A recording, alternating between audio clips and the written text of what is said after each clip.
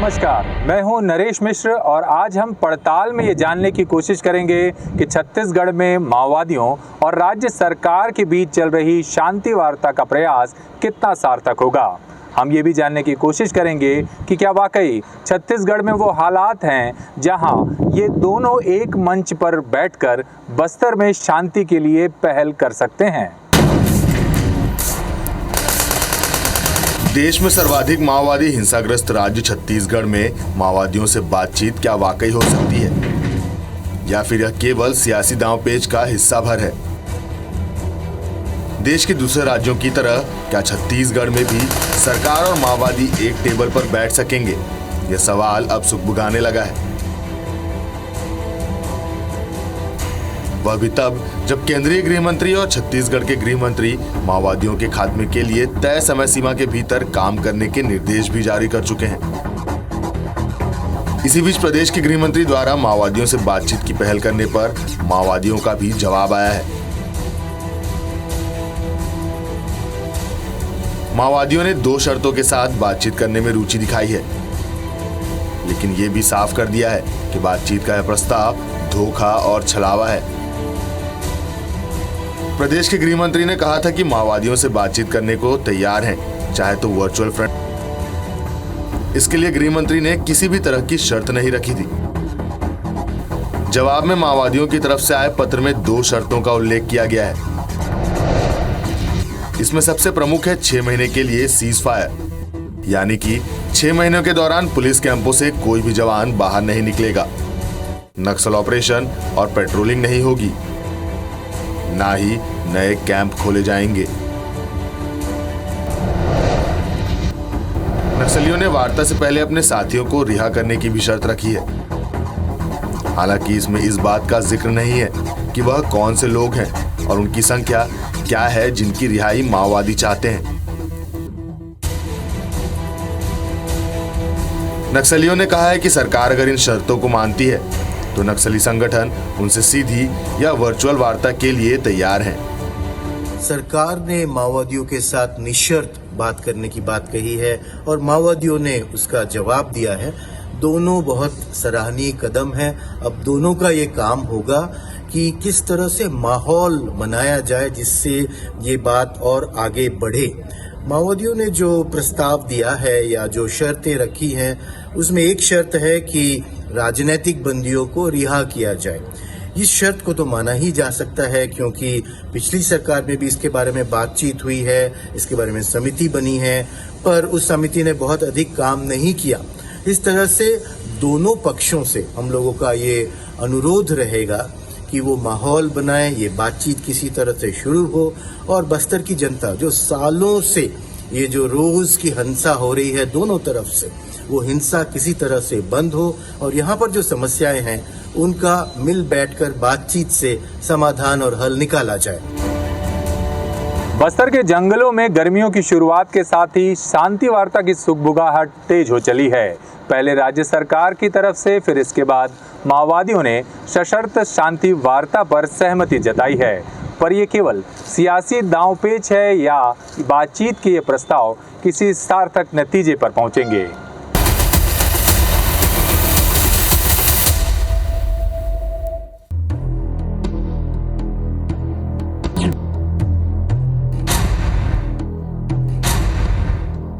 अब सवाल ये उठता है कि आखिर क्या ये उचित समय है जब बातचीत का माहौल बन सकता है? अगर गंभीरता से दोनों पक्ष इसमें बात करें तो उसका रिजल्ट निकल सकता है। ये एक सही समय है और मैं ऐसा महसूस करता हूँ कि अब समय आ गया है कि इन इलाकों में शांति स्थापित होना चाहिए ताकि विकास की गति और तेज़ी से बढ़े।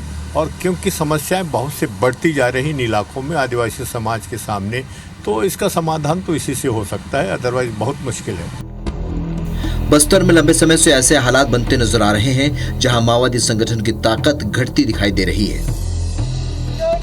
एक तरफ जहां किसी समय माओवादियों की हुकूमत और समानांतर सरकार का दबदबा इतना था कि पुलिस फोर्स को नए कैंप स्थापित करना भी मुश्किल होता था, वहीं बीते सालों में ही पुलिस फोर्स ने बस्तर में 90 नए कैंप स्थापित कर दिए हैं। एक नया कैंप तो माओवादियों के सबसे खूंखार समझे जाने वाले नेता और बटालियन नंबर 1 के कमांडर हिडमा के पूर्ववर्ती गांव में भी स्थापित कर दिया गया है। यहाँ नक्सलियों और PLGA द्वारा की जा रही सामूहिक खेती और ग्रामीण उद्योगों का कंट्रोल अब पुलिस के हाथ में आ चुका है। ऐसे में माओवादी धीरे धीरे अपनी जमीन खोते जा रहे हैं और सीधी जंग में भी उन्हें नुकसान उठाना पड़ रहा है। इस मुकाबले में कितने लंबे समय तक माओवादी टिकेंगे, इसे लेकर भी अब सवाल उठ रहे हैं। पिछले 10 सालों में माओवादियों की ताकत लगातार बस्तर में घटी है। दरभा डिवीजन सहित अब माओवादियों के पूर्वी डिवीजन लगभग खत्म होने की कगार पर है। दक्षिण पश्चिम उत्तर डिवीजन अभी काफी ताकतवर बने हुए हैं, लेकिन यहां भी लगातार माओवादियों के साथ मुठभेड़ में पुलिस भारी दिखाई पड़ रही है। एक के बाद एक माओवादियों के बटालियन के कमांडर और शीर्ष नेताओं की बीमारियों और अन्य वजह से मौत भी हो रही है। सिलसिलेवार लीडरशिप का खात्मा माओवादियों के सामने एक बड़ी चुनौती है। आज भी मैं कहता हूं कि आप एजुकेशन और आपके एग्रीकल्चर और स्वास्थ्य और पीने की पानी, इनको प्रायोरिटी में लेकर के 15-20 साल की जो प्लानिंग हो, मैं इसलिए एजुकेशन कह रहा हूँ, जहाँ शिक्षित होंगे नक्सली नहीं होंगे, जहाँ शिक्षा के अभाव होगा वहाँ होंगे, जहाँ भूखमरी वहाँ होंगे। तो मूल बात है इसको कैसे ध्यान में रख कर के पूरी प्लानिंग को उस विचारधारा के सोच को लेकर के इर्द गिर्द होकर के बनानी चाहिए। जो सुरक्षा कैंप है वो एक डेवलपमेंटल हब के तौर पे हम लोग प्रोजेक्ट करेंगे। लोगों के मन में हमेशा ये धारणा रहती थी कि ये सुरक्षा बल जो यहाँ है वो उनको परेशान करने के लिए है। ये जो मेंटालिटी थी उसको हम चेंज करना चाहते हैं। हम उनको बताना चाहते हैं कि सुरक्षा बलों के आने के बाद और उस इलाके में हमारा डोमिनेशन होने के बाद में जो विकास के कार्य वो बड़ी तेज़ी से वहाँ पे होते हैं। दूसरी तरफ इंटेलिजेंस की रिपोर्ट ये दावा कर रही है कि जैसे जैसे अंदरूनी इलाकों में सड़क संपर्क और नेटवर्क पहुंच रहा है, वैसे वैसे युवाओं का भी माओवादियों से मोह भंग हो रहा है। ये अलग बात है कि वो अभी बड़ी तादाद में माओवादी संगठन को सहयोग कर रहे हैं, पर नई पीढ़ी पढ़ने लिखने के साथ विकास और शांतिपूर्ण जीवन जीने के लिए अपने अधिकारों का इस्तेमाल लोकतांत्रिक तरीके से करना चाहती है। Bureau report, IBC 24।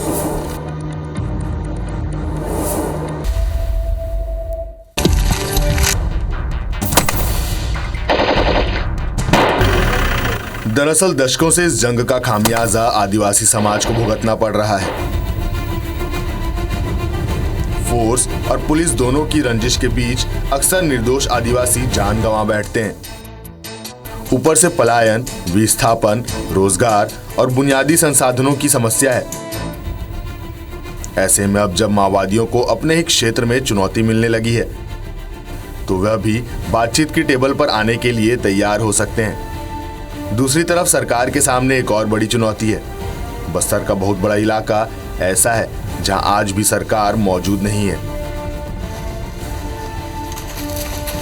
गांवों में माओवादी सरकार का समानांतर हिस्सा है। ऐसे में माओवादियों को आम जनता के बीच से ढूंढकर खत्म करना एक बड़ी चुनौती है। साल दर साल इस समाधान के लिए बड़ी संख्या में जवानों की शहादत भी होती रही है।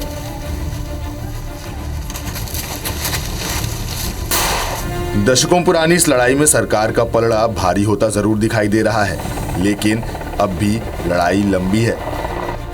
बस्तर के अबूझमाड़ जैसे इलाके ऐसे हैं जहां स्थानीय समुदाय आज भी माओवादियों के सीधे संपर्क में है, जबकि सरकार की पहुंच यहां दूर दूर तक नहीं है। ऐसे में इस लड़ाई के दौरान आम जनता को अपने पक्ष में करना सरकार के लिए बड़ी चुनौती है। लेकिन अगर बातचीत के जरिए माओवादी अपने हथियार डाल देते हैं या हिंसक गतिविधियों पर रोक लगा देते हैं, तो सरकार को इलाके में अपनी पकड़ बनाने में सहूलियत होगी। ऐसा नहीं है कि छत्तीसगढ़ में माओवादियों से बातचीत की कोशिशें पहले नहीं हुई हैं। तीसरे पक्ष के साथ कांग्रेस और भारतीय जनता पार्टी भी समय समय पर माओवादियों से बातचीत करने की पेशकश कर चुकी हैं। बातचीत के दावों में कितना दम है, ये देश में पिछली शांति वार्ता के नतीजों से समझा जा सकता है। अलग अलग समय में माओवादी संगठनों की अलग अलग राज्यों की सरकारों से बातचीत होती रही है। हालांकि यह बातचीत कभी भी सफल नहीं रही, लेकिन बातचीत से माओवादी समस्या और स्थानीय समस्याओं के समाधान का रास्ता जरूर खुलता है।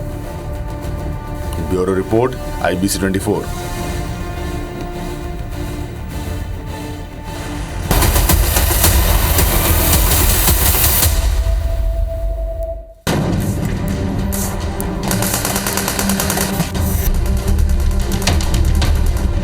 जब भी बस्तर में नक्सली समस्या पनपने और इसकी जड़ें मजबूत होने का सवाल आम जनता के बीच जाता है, तो जिम्मेदारी को लेकर सियासी दल एक दूसरे पर आरोप प्रत्यारोप लगाने लगते हैं।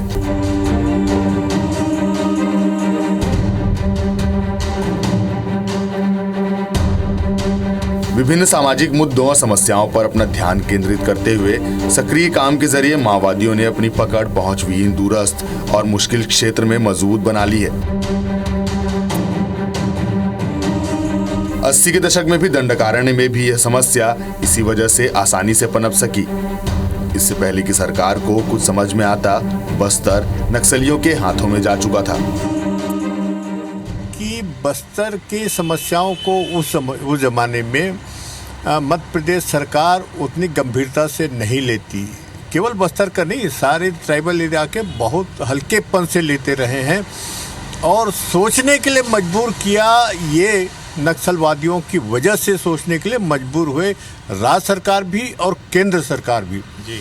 और आज भी अगर केवल समस्या का समाधान करके बाकी वही विचारधारा रवैया रहा राज्य सरकार व केंद्र सरकार, अब तो सब समस्या अब क्या करना है, चलने दो अपने, तो ये तो फिर गलतफहमी में और धोखा हो जाएगा बहुत बड़ा। तो इस बात को गंभीरता से राज्य सरकार और केंद्र सरकार को समझना होगा कि जिस ढंग से आज गंभीरता से ले रहे हैं, आने वाले समय में भी गंभीरता से लेकर के इन्हें फेज वाइज जो प्लानिंग है डेवलपमेंट की, विकास की, उसको आगे बढ़ाना चाहिए। जब जब माओवादियों से बातचीत की बात होती है, तब तब ये सवाल उठता है कि जब माओवादी समस्या पूरे देश में फैली है, तो ऐसे में किसी एक राज्य में माओवादियों से बातचीत से क्या कोई वाकई समाधान निकल पाएगा? पर ऐसी कोशिशें इससे पहले भी आंध्र प्रदेश, पश्चिम बंगाल जैसे राज्यों में की जा चुकी हैं। माओवादियों से बातचीत का यह पहला प्रयास नहीं है। छत्तीसगढ़ में सबसे पहले स्वामी अग्निवेश ने केंद्र में UPA की सरकार के दौरान बातचीत की पहल की और इस दौरान उन्होंने बस्तर का दौरा भी किया। इसके अलावा शुभ्रांशु चौधरी लंबे समय से बस्तर में माओवादी आंदोलन से शांति वार्ता के प्रयासों के लिए स्थानीय समुदाय को संगठित करने का काम करते रहे हैं। इस बार भी भारतीय जनता पार्टी की सरकार छत्तीसगढ़ में आई और केंद्र और राज्य सरकार ने माओवादियों से बातचीत की बात कही है।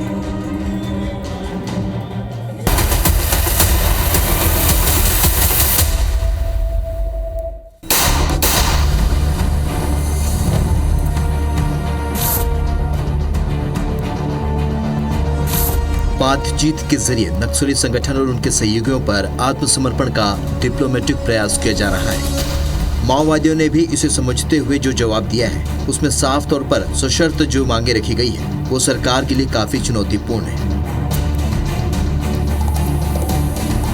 लेकिन इस जवाब और शांति की मंशा के जरिए वे भी अपने जनाधार को आश्वस्त रखना चाहते हैं कि वे भी जनता के मुद्दे पर हर समाधान के पक्ष में हैं।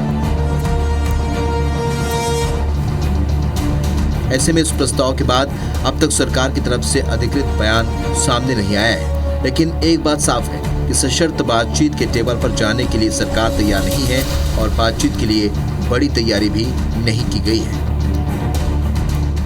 सैद्धांतिक तौर पर माओवादी बातचीत के रास्ते के जरिए कोई समाधान कर लें या अपने हथियार डाल दें, ऐसा पिछली बातचीत के अनुभव से दिखाई नहीं देता। सैद्धांतिक तौर पर माओवादी वैसे भी बातचीत के पक्षधर नहीं हैं, वो अपने किस्म के नए लोकतंत्र की संभावनाओं का दावा करते हैं। ऐसे में ये बातचीत किस नतीजे पर पहुंचेगी या ये प्रयास किस लिए और किस स्तर पर होने ज़रूरी होंगे, इसके लिए एक बड़ी रणनीति की आवश्यकता होगी, तभी कोई सार्थक बातचीत का रास्ता तय हो सकेगा। देखिए, प्रयास तो होते रहना चाहिए और मैं इसके पक्ष में हूँ कि शांति वार्ता होनी चाहिए, पर शांति वार्ता कौन करेगा और किसके साथ करेगा, ये बड़ा महत्वपूर्ण प्रश्न है। मैं राज्य सरकार को बहुत अधिकृत नहीं मानता, क्योंकि राष्ट्रीय समस्या है जी। अगर भारत सरकार इनके पीछे है, राज्य सरकार को सपोर्ट करिए तब तो अच्छी बात है, अदरवाइज मैं इसको सहमत नहीं हूँ। माओवादियों से बातचीत का असर सिर्फ दंडकारण्य क्षेत्र में ही नहीं बल्कि अन्य क्षेत्रों पर भी होगा। ऐसे में बातचीत के लिए पर्याप्त एजेंडे की तैयारी से पहले माओवादियों की शर्तों ने इसे पीछे धकेल दिया है। तो ये जो राजनीतिक समस्या है, इसका समाधान भी राजनीतिक निकलना चाहिए। और राजनीतिक जब बात करें, पहले तो भारत सरकार और राज्य सरकारें एक होकर के इसमें पहल करें और नक्सलियों से पहल करके फिर ये कोई रास्ता निकाले। जहां समाज की जरूरत पड़ी बुलाएं, हम आने को तैयार हैं। बस्तर में शांति का सबसे बड़ा फायदा यहाँ के स्थानीय समुदाय को होगा। दशकों से बस्तर के स्थानीय आदिवासी अपनी संस्कृति और सुरक्षा को लेकर चिंतित रहे हैं। उनका विकास बाधित है और वो विकास की मुख्य धारा में दशकों से बेवजह अपने ही घर में एक जंग झेलने को मजबूर हैं।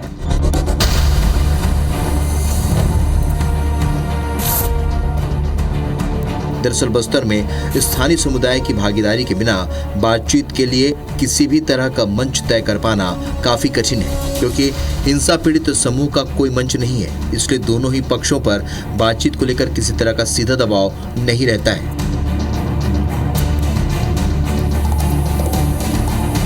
बस्तर में शांति वार्ता के लाभार्थियों को शांति वार्ता के लिए आगे आना आवश्यक होगा, तभी बस्तर में नक्सली संगठन द्वारा शांति की पहल की जा सकती है।